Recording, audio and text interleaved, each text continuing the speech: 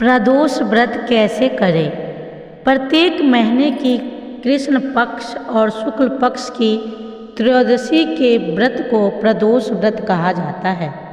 सूर्यास्त होने के बाद और रात्रि शुरू होने से पहले का समय प्रदोष काल कहलाता है।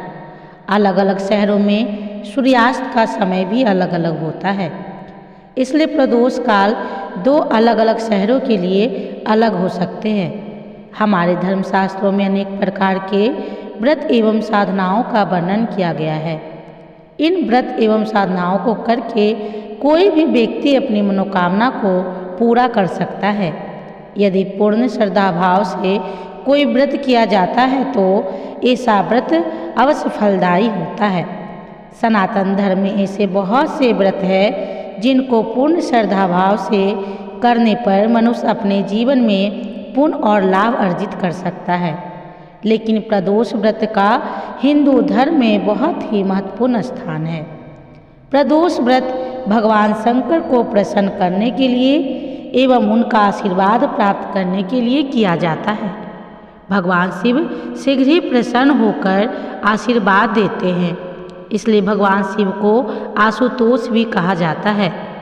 जो भी मनुष्य प्रदोष व्रत को पूरी श्रद्धा भाव और भक्ति पूर्वक करता है उसको भगवान शंकर की असीम कृपा प्राप्त होती है और उसकी मनोकामनाएं पूर्ण होती है। तो प्रिय भक्तजनों, अब बात करते हैं प्रदोष व्रत क्या है। हिंदू धर्म में जिस तरह एकादशी का महत्व है, एकादशी का संबंध भगवान विष्णु से जुड़ा हुआ है और भगवान विष्णु को अपना इष्ट देव मानने वाले विष्णु भक्त भगवान विष्णु को प्रसन्न करने एवं उनका आशीर्वाद प्राप्त करने के लिए एकादशी का व्रत करते हैं। ठीक उसी प्रकार भगवान शिव में अपनी आस्था रखने वाले शिव भक्त भगवान शिव का सानिध्य प्राप्त करने और भगवान शिव के आशीर्वाद से अपना मनोरथ पूर्ण करने के उद्देश्य से पूर्ण श्रद्धा भाव के साथ प्रदोष व्रत करते हैं। जिस तरह प्रत्येक महीने 2 एकादशी होती है, उसी तरह प्रत्येक महीने के कृष्ण पक्ष और शुक्ल पक्ष की त्रयोदशी तिथि के व्रत को प्रदोष व्रत कहा जाता है और इस तरह हर महीने में 2 प्रदोष व्रत भी होते हैं।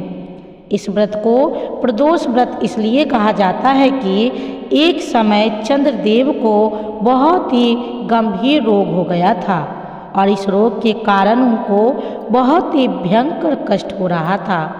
तब भगवान शिव ने चंद्रदेव के रोग और दोष को दूर करके उनको त्रयोदशी के दिन एक नया जीवन प्रदान किया। इस तरह त्रयोदशी के व्रत को प्रदोष व्रत कहा जाने लगा। प्रिय भक्तजनों, अब हम प्रदोष व्रत करने की विधि को जानते हैं। प्रदोष व्रत करने के दिन प्रातः काल ब्रह्म मुहूर्त में उठकर नित्य कर्म करने के उपरांत स्नान आदि करने के बाद साफ स्वच्छ वस्त्र पहनना चाहिए। इसके बाद शिव मंदिर जाकर या अपने घर के मंदिर में साफ सफाई करने के बाद दीपक प्रज्वलित करें। दीप प्रज्वलित करने के उपरांत भगवान भोलेनाथ को गंगा जल से अभिषेक करें। इसके बाद भगवान भोलेनाथ को पुष्प अर्पित करें। भगवान शिव के साथ ही माता पार्वती व भगवान गणेश का भी पूजन करें, क्योंकि किसी भी शुभ कार्य या कोई अनुष्ठान शुरू करने से पहले भगवान गणेश का पूजन किया जाता है। अब भगवान शिव को भोग लगाए। इसके बाद भगवान भोलेनाथ की आरती करें और पूरे दिन निराहार व्रत रखने के साथ भगवान का ध्यान करते हुए भोलेनाथ के मंत्र का जाप करते रहें। तत्पश्चात सायंकाल सूर्यास्त होने के उपरांत प्रदोष काल में पुनः स्नान करने के बाद भगवान शिव का विधि विधान पूर्वक पूजन करें और भगवान का भोग लगाएं।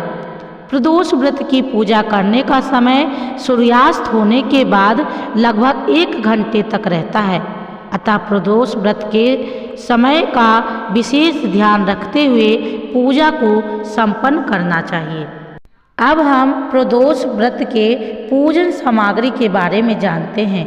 आपको चाहिए एक जल से भरा हुआ कलश, गंगा जल, आरती करने के लिए थाली, कच्चा दूध, दही, शहद, सफ़ेद फूल और सफ़ेद फूल की माला, धूप, दीप, कपूर, बेलपत्र, धतूरा, सफ़ेद चंदन एवं सफ़ेद मिष्ठान, सफ़ेद वस्त्र, दुर्वा एवं फल आदि। अब कुछ महत्वपूर्ण प्रश्न की बात करते हैं। आप सभी भक्तजनों का कहीं न कहीं मन में प्रश्न होता है। तो पहला प्रश्न है, प्रदोष व्रत कब से शुरू किया जाना चाहिए? हमारे धर्मशास्त्रों के अनुसार प्रदोष व्रत किसी भी महीने की कृष्ण पक्ष या शुक्ल पक्ष की त्रयोदशी तिथि को शुरू किया जा सकता है, लेकिन श्रावण मास की त्रयोदशी से इस व्रत को शुरू करना विशेष फलदायी माना जाता है। इसके अलावा महाशिवरात्रि में भगवान शिव की पूजा करने के बाद से प्रदोष व्रत को शुरू किया जा सकता है। इस व्रत को 11, 21 या 51 त्रयोदशी तिथियों तक करने से मनोकामना पूर्ण होती है। अब दूसरा प्रश्न है, प्रदोष व्रत किसके लिए वर्जित है? हिंदू धर्म के अन्य व्रतों की तरह ही प्रदोष व्रत को कोई भी किसी भी उम्र का स्वस्थ व्यक्ति, स्त्री हो या पुरुष, सभी कर सकते हैं। इस व्रत को करने के लिए किसी को भी मनाही नहीं है, लेकिन व्रत को पूरे श्रद्धा भाव और नियम पूर्वक से करना चाहिए। तीसरा प्रश्न है, प्रदोष व्रत के दिन कौन से कार्य नहीं करना चाहिए? प्रदोष व्रत के दिन व्रत करने वाले व्यक्ति को दिन या रात्रि में अन्न ग्रहण नहीं करना चाहिए। व्रत के दिन नमक का सेवन पूर्ण रूप से वर्जित है, अतः नमक का सेवन बिल्कुल भी नहीं करना चाहिए। इस व्रत के दिन ब्रह्मचर्य का नियम का पूर्ण रूप से पालन करना चाहिए और इस ब्रह्मचर्य के नियम को भंग नहीं करना चाहिए। प्रदोष व्रत के दिन अपने शरीर से किसी को कष्ट नहीं पहुंचाना चाहिए। इसके साथ ही अपने मन और चित्त में क्रोध, लोभ और ईर्ष्या जैसे गलत विचारों को नहीं लाना चाहिए। व्रत के दिन किसी भी तरह का मांसाहार या तामसिक भोजन का प्रयोग भूल कर भी नहीं करना चाहिए। अब आप सभी का चौथा प्रश्न है, प्रदोष व्रत का महत्व और उसके क्या फल मिलते हैं? तो प्रिय भक्तजनों, पूर्ण श्रद्धा भाव और नियमानुसार जो भी स्त्री या पुरुष इस व्रत को करते हैं, उनको इस व्रत के करने से कई तरह के दोषों से मुक्ति मिलती है तथा उनके अनेक तरह के संकटों का भी निवारण होता है। यदि रविवार को त्रयोदशी पड़ती है तो प्रदोष व्रत करने से व्रत करने वाले की आयु में वृद्धि होती है तथा उसका स्वास्थ्य भी अच्छा रहता है। इस तरह रविवार के दिन प्रदोष व्रत करने से स्वास्थ्य लाभ प्राप्त किया जा सकता है। सोमवार और मंगलवार के दिन प्रदोष व्रत करने से सभी तरह के रोग दूर होते हैं। इस तरह यह व्रत आरोग्य प्रदान करता है और व्रत करने वाले व्यक्ति की सभी इच्छाओं की पूर्ति होती है।